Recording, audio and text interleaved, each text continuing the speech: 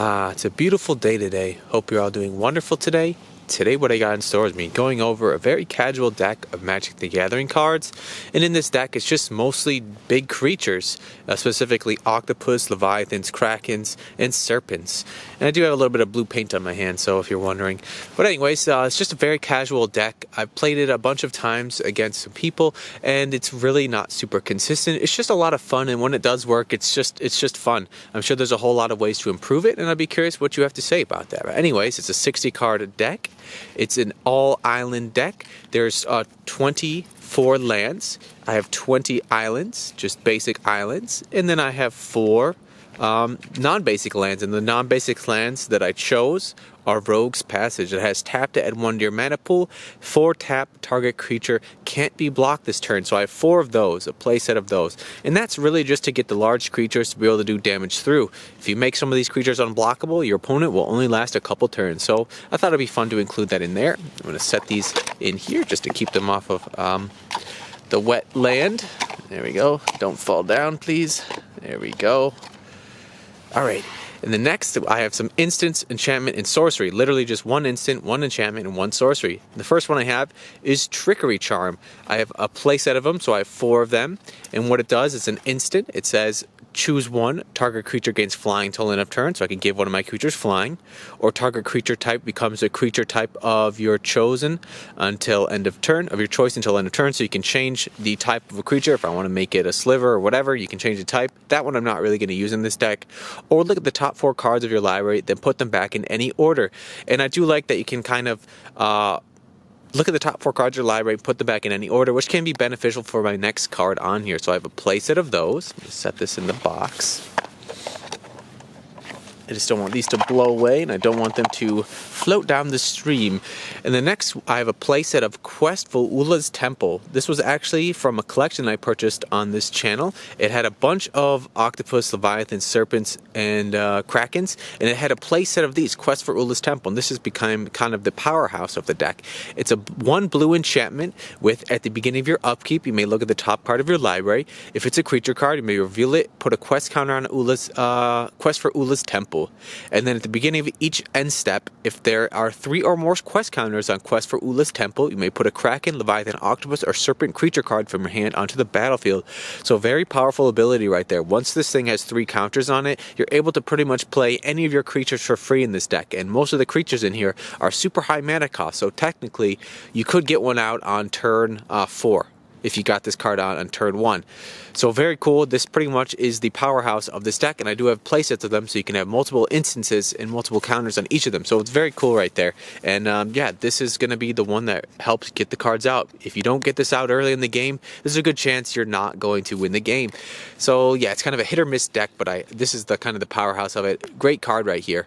Very cool. Got a place of those. And that's also where a card like Trickery Charm can come to effect, where it says look at the top 4 cards of your library, put them back in any order. If you look at the top 4 cards of your library and you notice you have some creatures and lands, put the creatures first so that they go with this ability. And yeah, you can hopefully get the 3 counters pretty soon. And I've definitely had it where I've gotten 3 counters by turn 4 and able to play a giant creature. And then the next card I actually got a play set of these from that collection as well. I have 4 of the Whelming Wave.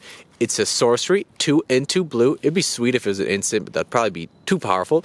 Return all creatures to their owner's hands, except for Krakens, Leviathans, Octopus, and Serpents. So pretty much everything gets returned to their hands unless your opponent has any of these. And anything in my deck, all the creatures in my deck will just stay on the battlefield because I only have Leviathans, Octopus, Serpents, and Krakens in this deck. So very powerful right here, especially if your opponent has a large board state and only have like 1 creature on the battlefield. Use this, just get rid of all their tokens, all their goblins, whatever, and just return them all to their hand. And it can be very powerful and really help you win the game. So I have a playset of those. And then next we're on to the creature cards.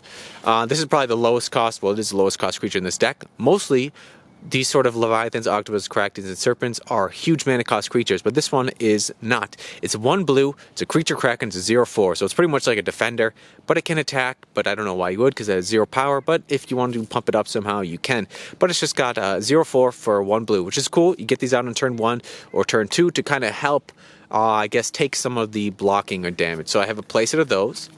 I have a classic card right here. I have 3 Giant Octopus. It's 3 and a blue. It's a 3/3. 4 mana for a 3/3. It's not the greatest, but it's pretty much my lowest cost creature with some attack to it.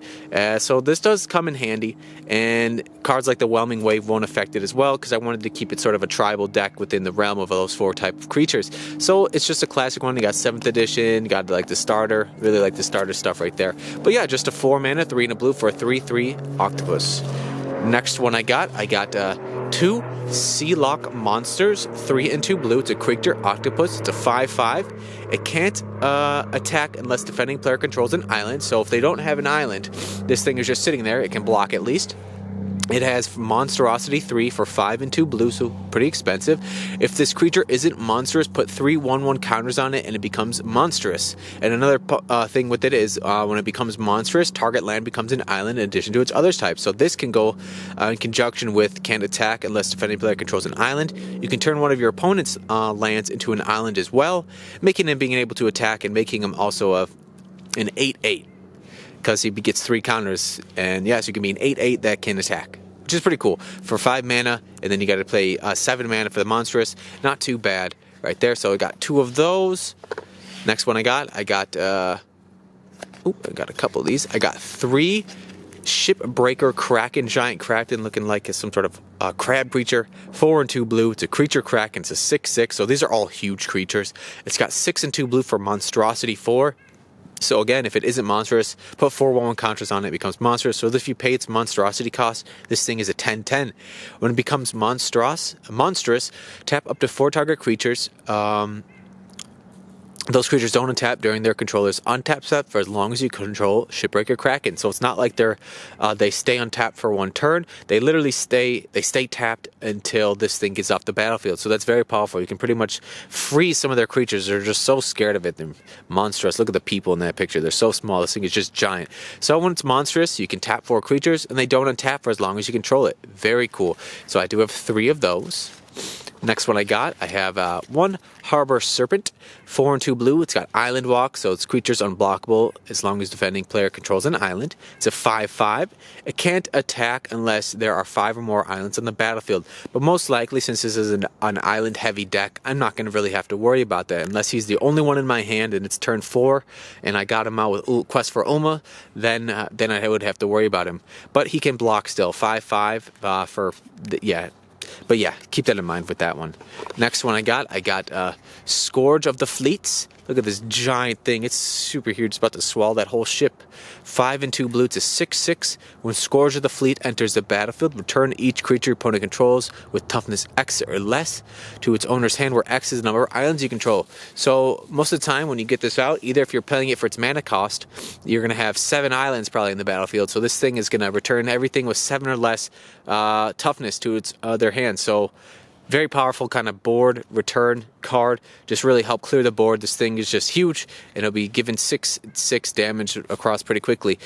But yeah, very cool right there. Kind of helps you clear the board as well. Next one I got 2 Isleback Spawn, nasty looking Kraken looking thing. It's like an octopus coming out of a shell. 5 and 2 blue. It's got Shroud. It's a 4/8, so it's got a huge body on it.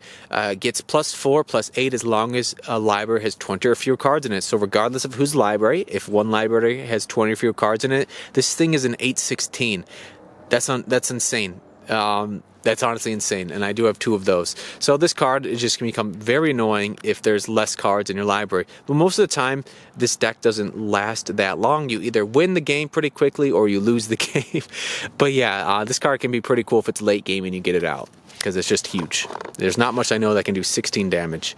I got Aethersquall Ancient. I have 2 of those. It's 5 and 2 blue, so all super high mana cost stuff. It's a 6/6 with flying, so it's kind of cool. It has flying. It's a Leviathan. At the beginning of your upkeep, you get 3 energy counters. You pay 3, 6, you pay 8. Return all creatures to their owner's hands. Activate this ability only anytime you can cast a sorcery. Return all other creatures will understand. So it's kind of like return to effect as well.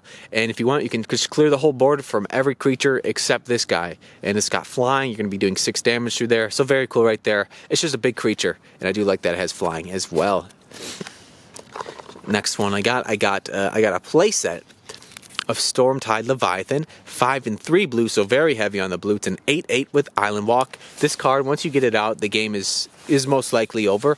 all lands and islands in addition to their all lands are islands in addition to their other types, and this goes in conjunction with cards that say you can't attack unless an opponent controls an island, because it makes their islands as well.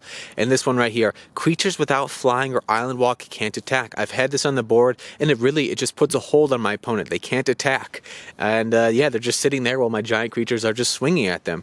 But yeah, this last ability right there, creatures without flying or island walk can't attack, that is just a huge ability right there. And I do like kind of the flavor of it. All lands are islands in addition to their other types, so pretty much it floods the whole world. So the only way you can attack in this world is if you can fly over the water or you can swim with it with island walk. So I kind of like that, and the picture is cool as well. And it's an 8/8 creature with island walk. Fantastic. So I do have a playset of those. Those are really great to have. Next card I got Lorthos, the Tidemaker, 5 and 3 blue. Again, crazy mana cost is an 8/8. When Lorthos, the Tidemaker, attacks, you may pay 8. If you do, tap up to 8 target permanents. Those permanents do not untap during their controller's next untap step. So pretty much if you got this on the battlefield, if you have 8 free mana and you attack, most of the time you're going to get the damage through, because you can pretty much tap 8 things. You can tap whatever you want. You can tap a Planeswalker if you so wanted to, but you can tap any permanent. You can tap 8 of them. 8 creatures, you can just make them not be able to block. You tap them. So very cool right there. You do got to pay a lot for it. And if you're playing this by actual mana cost, this thing is crazy expensive. It really is. And then the last card I got Deep Sea Kraken, 7 and 3 blue. This thing is just even crazier mana cost, 10 mana. It's a 6/6 for 10 mana. It can't be blocked, so you're at least not going to be able to block it. It has suspend 9, so you can play it for 2 and a blue, but then you got to wait 9 turns, and then it comes in the battlefield with haste. When an opponent casts a spell, if Deep Sea Kraken is suspended, remove a time counter from it. So this is pretty cool as well. If you play for suspend cost and it has suspend 9, your opponent plays 2 spells at his turn or your turn, whatever, or their turn, this thing's suspend goes down to 7, so it kind of helps get it out there a little bit quicker. But if you're paying it for just its mana cost, this thing is monstrous. But if this goes in conjunction with like the quest for Ulma's Temple, this thing can be out literally turn 4, so very cool. But anyways, a fun little deck. I just wanted to share it with you all. Just out here, it's a beautiful day today, and just want to share some fun little casual deck. Let me know if you have any suggestions. I'm sure there's a whole lot that can be done to make it better and improve it, but really it's just a fun little casual deck that I have to just really get some big creatures out there fast and just have fun with it. Anyways, I hope you're all doing wonderful today. Hope you're all staying safe. Keep on keeping on. I'll catch you on the next one, and just enjoy the beautiful weather. Look at this cool spot that I stumbled across. That would be perfect for making a video. It's like some old fort or something like that. I put that middle board across so I can get to the island though. So let's go check it out. Watch my footing. I've never done this with the camera, so yeah, it goes over there. And you got the little island right here, so let's go ahead and walk the plank.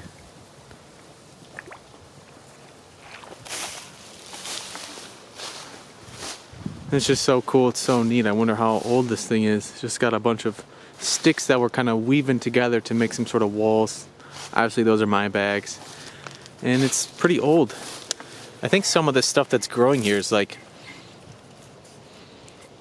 maybe spearmint. Some like strange swamp spearmint. It definitely has sort of a minty smell, but very cool. But this is just a beautiful spot right here. I just want to share with you all. That would be perfect to make a beautiful video. Right in the middle of the small little stream here. Just gorgeous.